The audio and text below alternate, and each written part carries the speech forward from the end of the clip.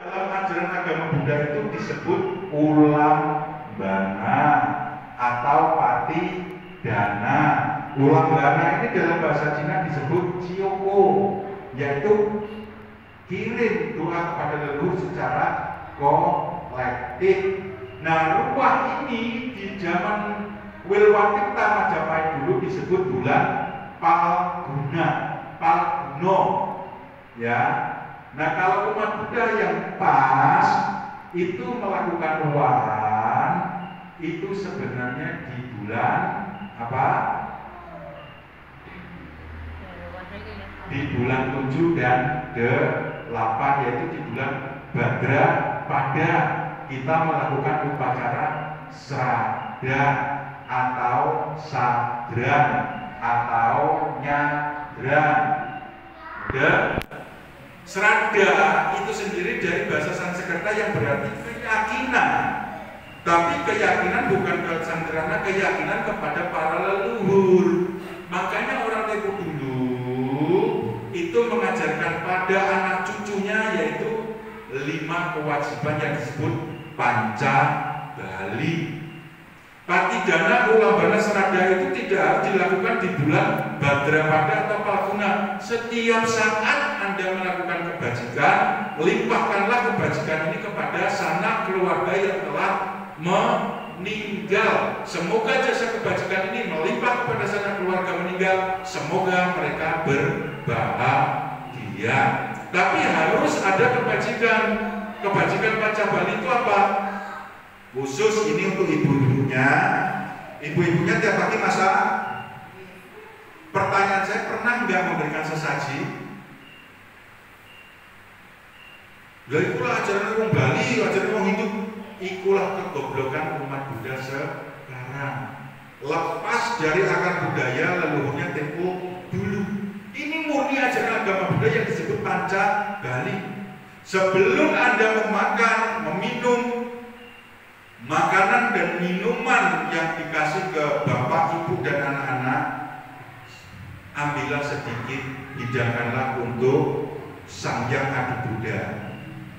Para Buddha, Bodhisattva Mahasattva, Triratna dan para Dharma Allah. Satu. Yang kedua, berikanlah hidangan ini kepada 7 garis keturunan dari silsilah bapak dan ibu yang telah meninggal. Nah, apakah bisa? Dalam ajaran agama Buddha, bila mana makhluk leluhur kita lahir di alam apa ya, atau alam penderitaan, hanya yaitu para datu pajilika peta yang akan makan minuman dari orang yang melakukan sesajian dan sembahyangan. Jadi lakukanlah setiap saat. 1. Sesaji kepada Sang Hyang Adi Buddha, Gusti Ingkang Maha Suci, kepada para leluhur. Terus ini persembahannya kepada siapa lagi?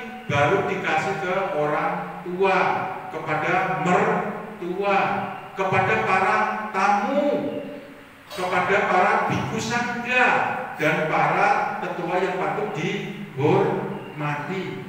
Nah, dalam konsep agama Buddha, Bapak Ibu, kalau jenengan nyekel ayam dikejar apa pripun? Dikejar deh. Jadi dalam agama Buddha, saya kasih contoh, saya ilustrasikan. Bila mana Anda pengen menangkap ayam, jangan dikejar. Berikanlah beras, jagung atau gabah. Dengan sendirinya ayam itu akan datang mendekat. Gini apa nggih? Masuk tujuan kula. Jadi kalau Anda pengen mendapatkan rezeki, rezeki itu jangan dikejar. Taburkanlah kebajikan kepada semua makhluk, baik yang terlihat maupun yang tidak terlihat, baik itu kepada manusia dan binatang. Nah, kalau ada tamu, segera suguhkanlah makanan apapun yang Anda punya. Jangan panganan sing enak dijeleke, sing dikeke sing mabuk.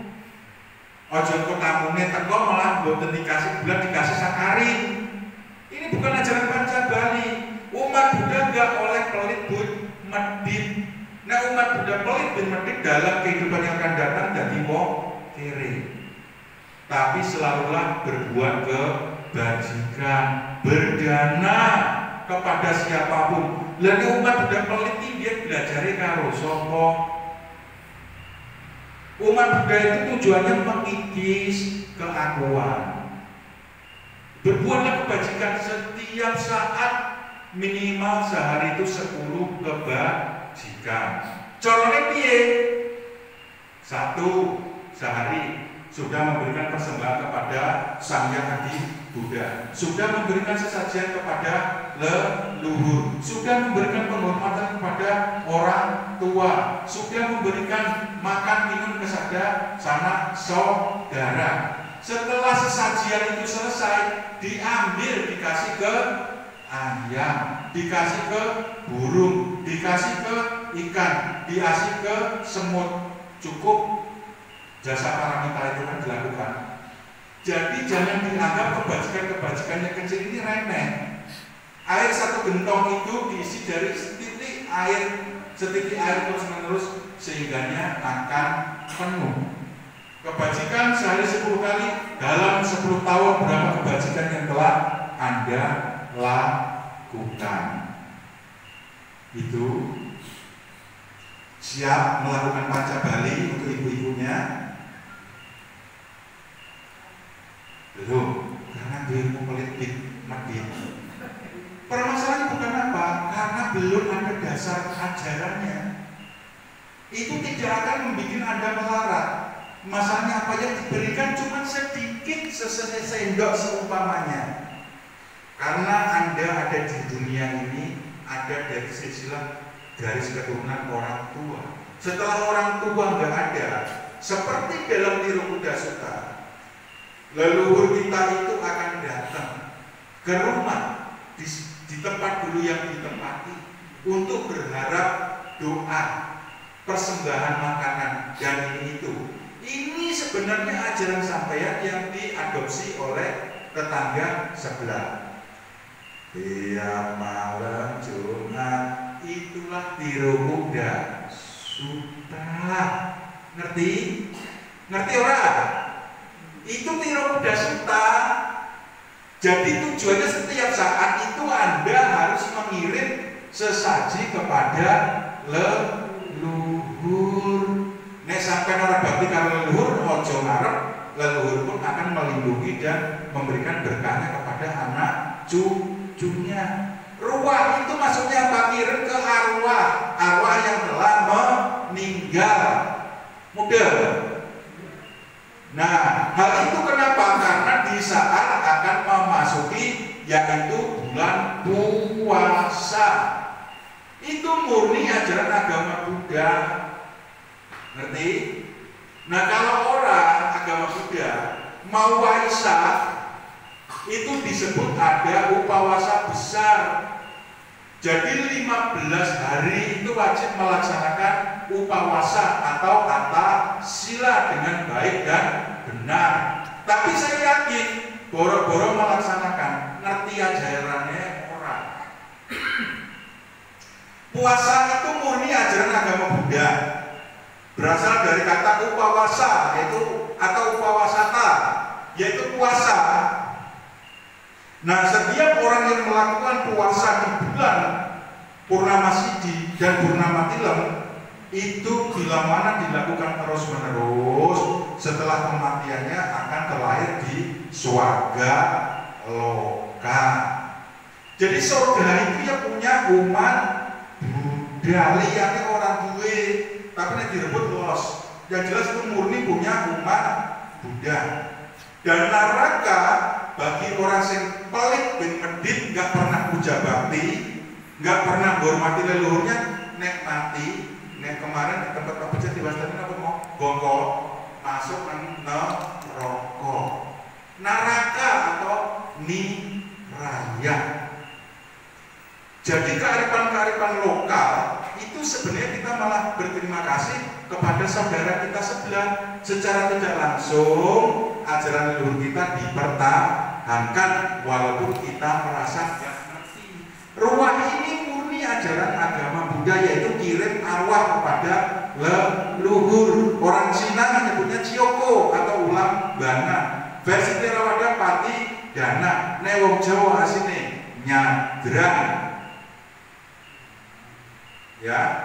Jadi doanya simpel. Semoga jasa kebajikan yang telah kami lakukan dapat diterima oleh para leluhur yang telah meninggal. Jadi kalau di Jawa itu mesti ada tumpeng agung, tumpeng pengape, golong dan sebagainya. Itu simbol-simbol semua. Kenapa harus dilakukan ruah kirim arwah itu pas mau poso? Di saat kita melakukan upawasa dengan baik dan benar, terus kita sowan ke kuburan orang tua, dibersihkan segala macam. Setelah itu memberikan dana makanan, minuman kepada yang membutuhkan, berdana kepada sangga. Kebajikan inilah yang kita limpahkan kepada sanak keluarga yang telah meninggal. Mudah. Nah, maksud saya, Bapak Ibu dan saudara kami sedaya, kembalilah Anda ke jati diri yang tidak meninggalkan akar rumput budaya leluhurnya. Jadi kalau saya pakai jarit, saya pakai udang diketawain, tidak masalah. Aku malah pengen guyu sampean. Wong Jawa ora ngerti Jawane. Tuh. Nah, di sini pun kita lihat. Saya tidak mengklaim itu keliru. Di sisi kiri ada Kuangkong, di sisi kanan ada Maitreya, di sini ada Dewa Bumi. Padahal dalam ajaran agama Buddha Nusantara tidak dikenal itu Kuangkong itu siapa. Itu merupakan panglima perang dari Tiongkok. Nah, namanya panglima perang setelah wafatnya dianggap karena berarti tanah ingin melindungi ajaran Buddha Dharma, dianggap sebagai bodhisattva. Ya sah-sah saja. Tapi kalau saya lebih bangga bila mana sosok itu saya ganti dengan Gajah Mada atau Ronggolawe yang jelas-jelas asli dari leluhur kita. Maitreya itu dalam rumpang di Indonesia yang di candi-candi nggak ada seorang bodhisattva itu kok perutnya gendut, ketawanya nyampe terbahak-bahak. Bodhisattva itu mempunyai 32 ciri manusia agung, berbusana seperti raja dan pangeran. Tapi itu tidak jadi masalah. Perlu dipahami itu tradisi orang Tionghoa. Harus kita kembangkan toleransi dan saling menghormati. Ini sebenarnya dalam konsep Jawa sama dengan Semara Jangga. Semar Bodronoyo itulah Maitreya. Karena pada abad keempat di Kerajaan Tarumanagara, seorang biku Badranyana itu pergi ke Kalingga. Setelah ke Kalingga pergi ke Mataram, Padang Mataram. Setelah itu pratima beliau dimuliakan oleh Empu Barada, ditanam di situs Watu Kenomo Sidoarjo, karena Barada melihat bahwasanya di situ ada lahar dan mahma yang disebut sebagai Dahyang Antaboga dan Dahyang Basuki, dianggap naga. Nah, kalau orang sekarang melihat naga itu, kenapa terjadi gempa bumi? Terjadi pergeseran lempeng kerak bumi. Kenapa bisa bergeser? Karena manusia sudah meninggalkan Buddha Dharma dan ajaran kebenaran. Jadi Dewa Naga itu bergeser dari tempatnya. Dari bergeser itulah yang disebut lempengan kerak bumi. Sehingga punden Candi Prada atau Brada dirusak, dijebol, tinggulah lumpur lan hidup. Sidoarjo bakal dadi rawa. Terbukti. Nah, ngerti saya bahas lagi. Mohon bertahan 5 menit lagi. Ya. Orang leluhur kita dulu memberikan jangka. Jangka itu ketemunya nanti jangka. Nek ngenteni cuma menunggu, jangkanya orang ketemu. Jangka itu harus dijangka, dilaksanakan. Nah, di sini pun saya bisa merasakan fenomena atmosfer. Mungkin di ibu-ibu yang kurang suka saya bicara seperti ini, tapi tidak masalah. Saya bisa merasakan itu. Anda tidak suka dengan saya, tidak masalah. Cuman malam ini saya ingin menyuarakan kebenaran. Bila Anda tidak suka dengan saya, tapi lihatlah apa yang saya suarakan. Itu yang utama.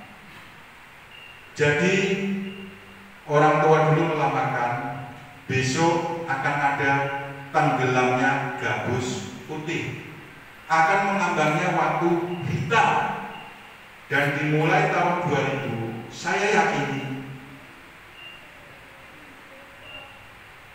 kekuatan-kekuatan yang lama, yang mencapai puncaknya, yang sudah kehilangan niskala atau kekuatannya, itu akan tenggelam ke dasar lautan, dan batu hitam itu akan mengambang ke dasar samudra, di dasar telaga, di dasar air. Ini sebenarnya ajaran-ajaran kuno, budaya-budaya tinggalan leluhur itu dengan spontanitas niskalanya akan bangkit ke permukaan prasaga Nusantara. Romo Ibu, bersiap-siaplah bila Anda orang terpilih akan menyaksikan fenomena yang luar biasa ini. Manusia ini seperti gagak, seperti padi yang dalam tampak, yang selalu interi. Siapa yang melakukan dharma dengan baik dan benar akan selamat hidupnya sampai akhir wafatnya nanti dan terlahir di alam yang berbahagia. Tapi siapapun yang meninggalkan dharma, semoga dia berbahagia juga. Saya kasihan tidak tega untuk mengeluarkan untuk pastu. Ya. Jadi intinya, Romo Ibu bersiap-siaplah bahwasanya ajaran leluhur ini akan muncul kembali seperti yang diilustrasikan, batu akan mengambang di air dan gabus putih itu akan tenggelam. Maksud yang saya utarakan? Maksud? Jadi demikian yang dapat saya utarakan. Jadi mohon maaf bila mana ada kurang berkenan. Tujuan saya cuma satu, tidak pengen nyindir atau pengen nyinyir. Saya menghimbau, mengajak kepada Romo Ibu untuk kembali ke jati diri agama Buddha yang berbasis, berbudaya, berbusana, berbahasa Nusantara. Jangan kita mau ke Cina-Cinaan, jangan mau kita ke Tibet-Tibetan, jangan mau ke Thailandan, jangan mau kita di kota-kota oleh majelis atau sekte apapun. Intinya esensi agama Buddha yaitu meninggal loba, dosa, moha, irsia. Ya, esensi dari agama Buddha itu laksanakanlah sila, samadhi, dan panya. Tapi pesan saya, jangan tinggalkan akar rumput budaya leluhur bangsa. Anda boleh menanam pohon bodhi, tapi jangan membunuh dan memusnahkan pohon beringin. Demikian yang dapat saya sampaikan kepada umat di Sumber Agung, Batanghari. Terima kasih atas perhatiannya. Mohon maaf bila ada kesalahan. Demikian saya akhiri. Namo Sancaya Buddhaya, Namo Buddhaya. Waktu selanjutnya.